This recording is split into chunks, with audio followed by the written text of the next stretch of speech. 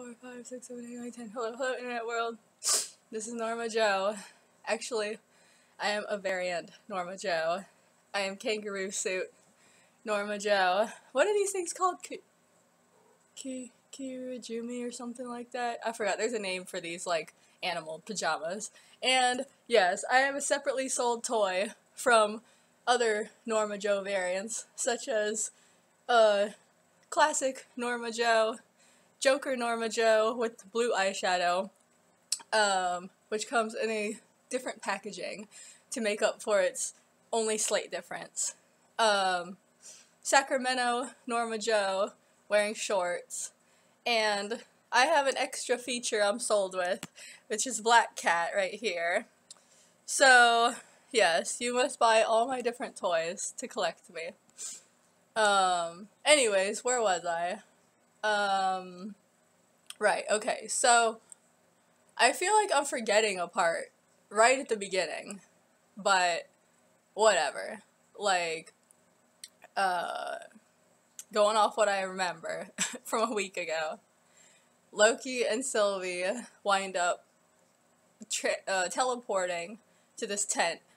Like, they made it look like Sylvie knew where she was going, but apparently they teleported to somewhere they don't know, and like that, I really feel like I'm forgetting a part, but anyways, whatever. They get out of this tent, and they realize they're on a fucking moon or a planet or something where they're about to crash into a moon or another planet, something like that. And Sylvie starts blaming Loki for it for some reason. I think he might have got the Tesseract back and used it to transport them, like, to randomize, basically, their location. And she was blaming him, something like that, I don't remember. And then she's basically like, this is fucked up, we can't get out of here, because, you know, this is like, one of the worst apocalypses, you know, this whole planet is gonna explode. And you know what I think is really funny is the fact that they call it Lamentus, which I already made the comment about the Lament box from Hellraiser, but I thought it was funny because, you know, like, there's that movie Melancholia about the moon or the asteroid, whatever, like, the giant asteroid, whatever it is, something from space, crashing into Earth and killing everybody. And, you know, that's like melancholy, and lament is kind of like the same, to the same effect. So I just thought that was funny. I told that to my mom. She's like, maybe that's where they got it. Maybe, I don't know. So, also, putting Loki and Sylvie in that movie would be funny. It would be so much funnier, actually, if when they go to all these different locations and stuff, if they were just going into different movies. Like, you know how in the end of Pee-wee's Big Adventure, when he's in Hollywood, he runs through all those different movie sets, you know, stuff. That would be a lot funny if that's kind of like what they were doing here, to go into different movies. Like, if they wound up in, like, The Exorcist, they're in the bedroom while the girl's, like, floating, and then, they were in, like, Saving Private Ryan, or some crazy shit like that.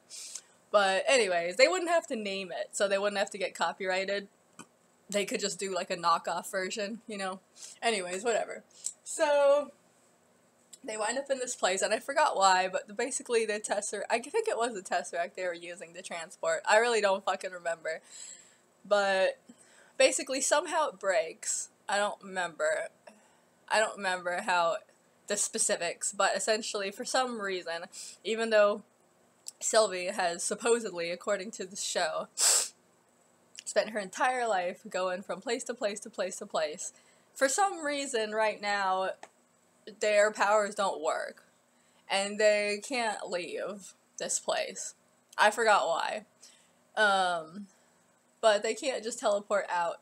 Oh, I think it's because if they I think at first, because there's another reason why later, but I think at first the reason is because they could teleport out, but they would have to find another specific apocalypse, because if they teleport anywhere else, you know, the time cops are gonna get them, because the time cops are, like, right on their ass, because, you know, the time cops and the time Pentagon, they're, like, freaking the fuck out, because they're like, we can't let these tricksters go, it's gonna bring about, like, the mega apocalypse, or whatever.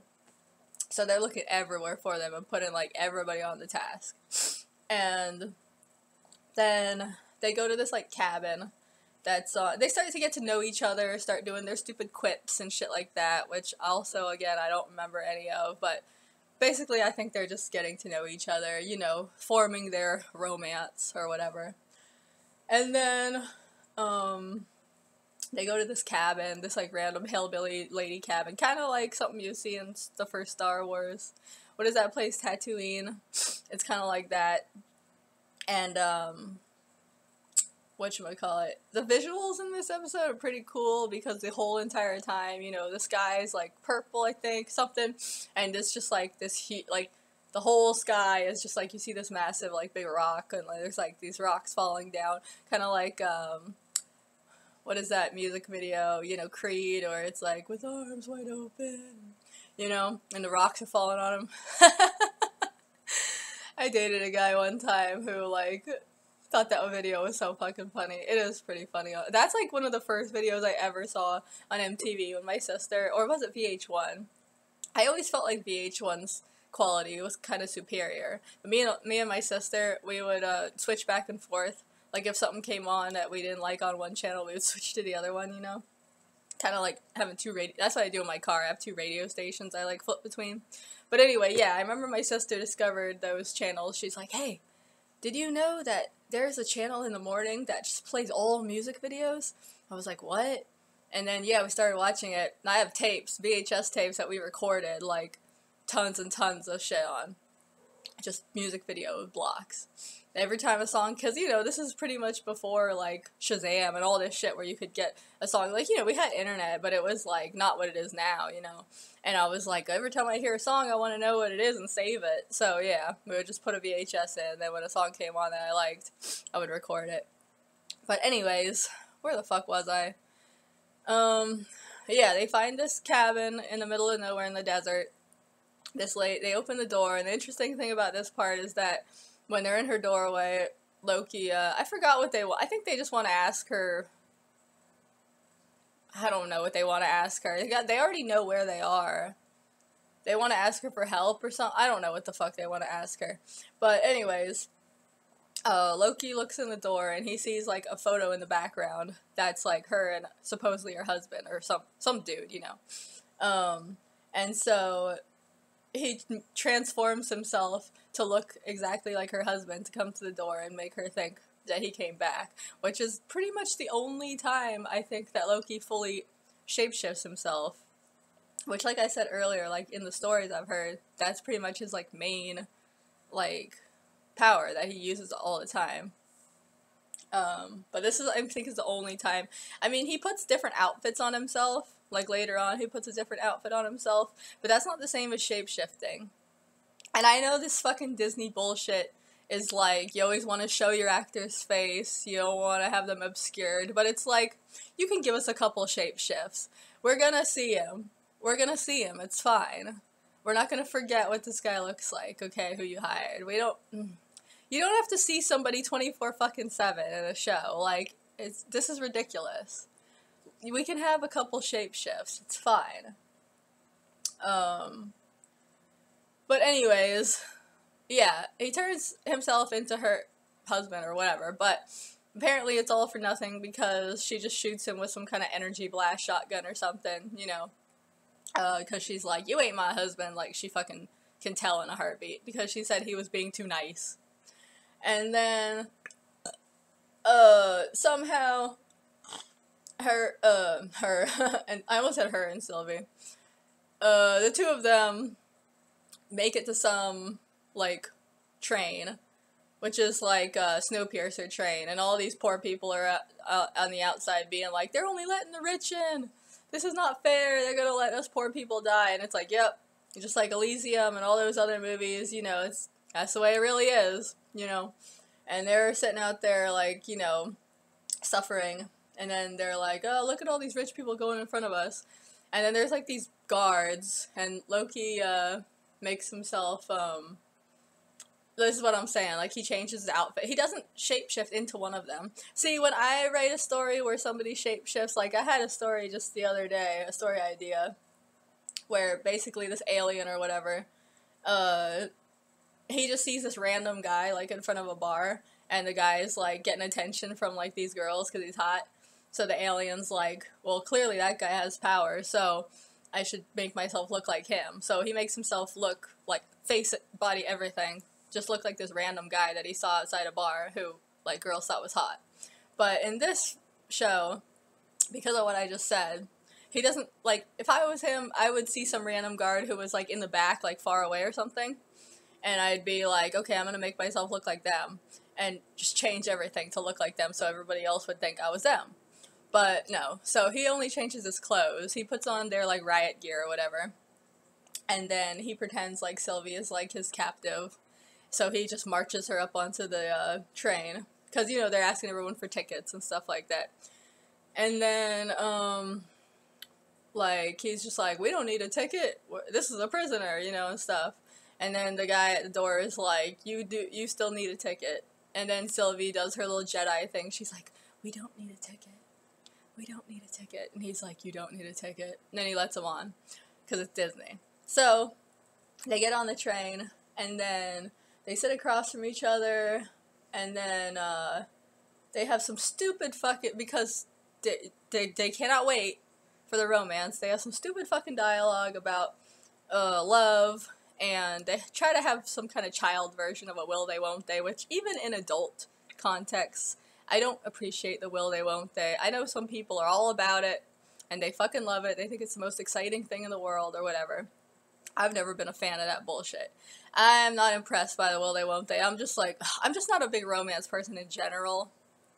The most romantic movie, in my opinion, is not even a romance. It's Butch Cassidy and the Sundance Kid, because I like bromances and friendships. I think that's a much more profound type of relationship. But, you know, people gotta have their fucking stupid normie romance. So the will they, won't they is popular or whatever. So they try to have that, but it's like a child version where, like, I mean, you want to talk about, like, show don't tell.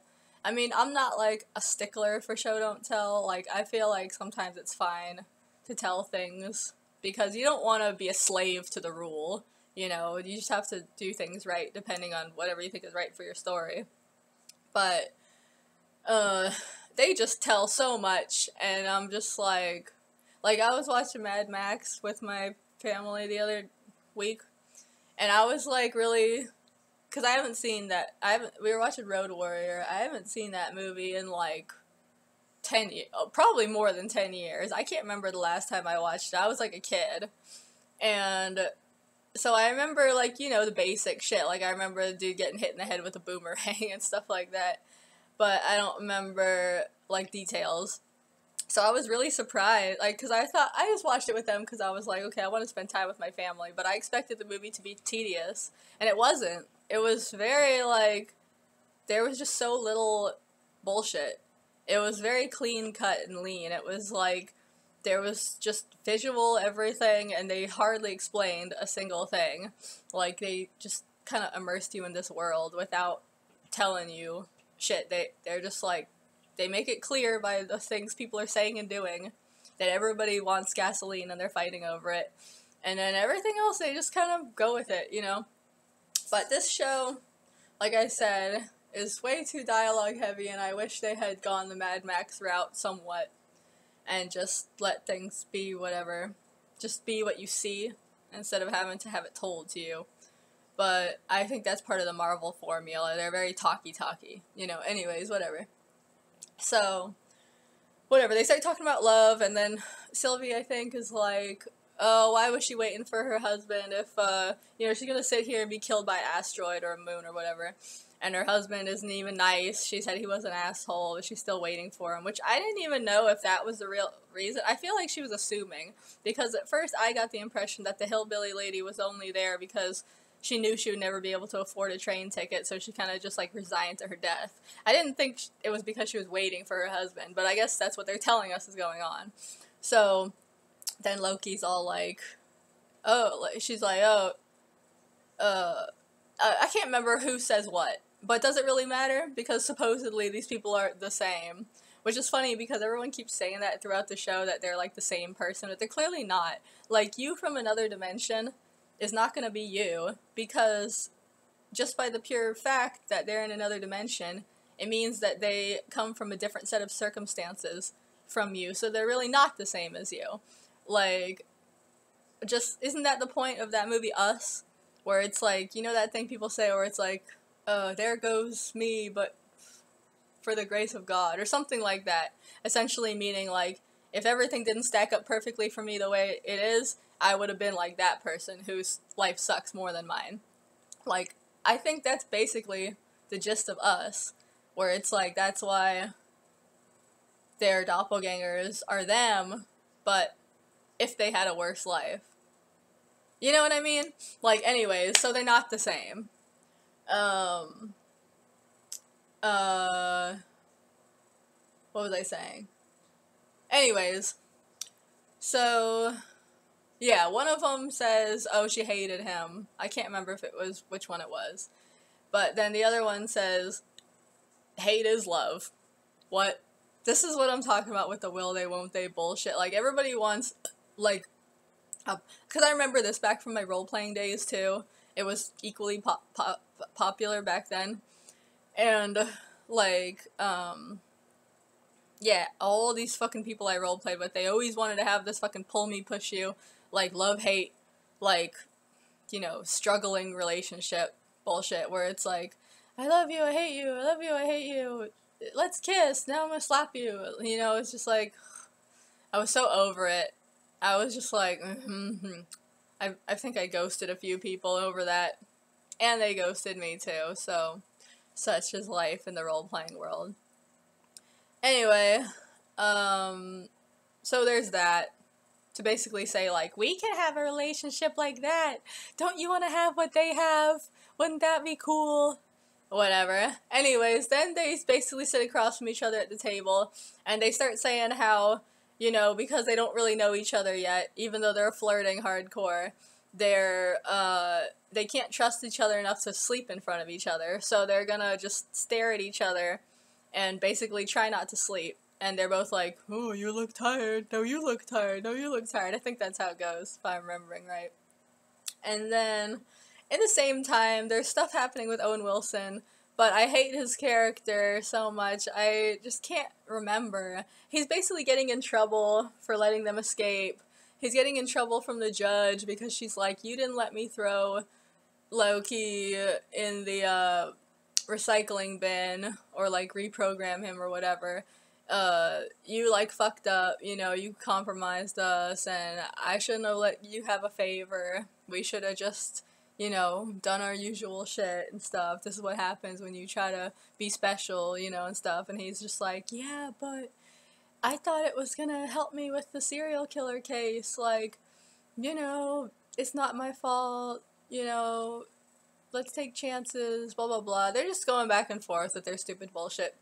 And then there was this one chick who Sylvie possessed, and she explains her possession. I think this is what happens before they get to the train. She explains her possession power to Loki, and basically says that, like, when she possesses people, she goes into their memories, and she, like, makes them dream, basically, that they're in their memory, and then she, like, manipulates them from there. So, yeah, at the beginning of the episode, she was, like, in a memory of, this soldier girl, and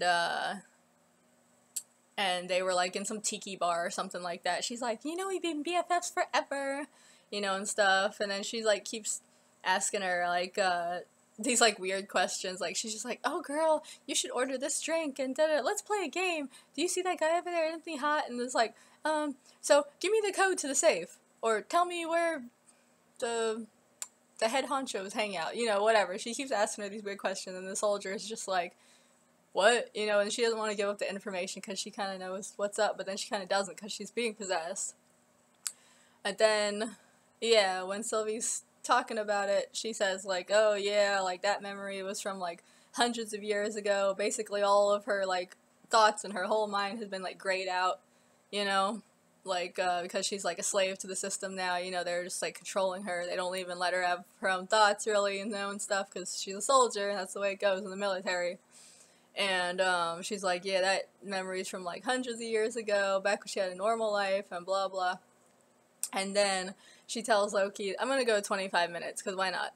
She tells Loki that all the soldiers and everybody, because I guess earlier, I think, Owen Wilson told him that, like,